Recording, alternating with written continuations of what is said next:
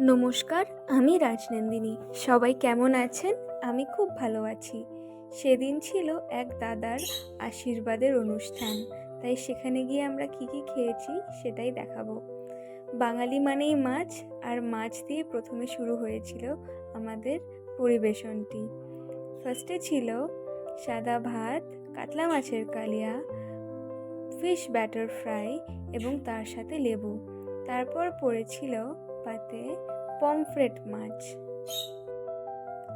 তারপরে চলে আসলো আমের চাটনি এবং পাঁপড়। তারপরে চাটনি খাওয়া শেষ হতে না হতেই চলে আসলো গোলাপ জামুন এবং মিষ্টি দই। তারপরে সমস্ত খাবার খাওয়ার শেষে চলে আসলো মিষ্টি পান। আমি এখানে যেটি প্রথমবার দেখলাম সেটি হচ্ছে খাওয়ার শেষে আমাদেরকে যে হাত ধোয়ার বাটিটি দেওয়া হয়েছিল তার মধ্যে লেবুর টুকরো ছিল। আজকের ভিডিওটা এখানেই এন্ড করছি। সবাই সুস্থ থাকবেন, ভালো থাকবেন।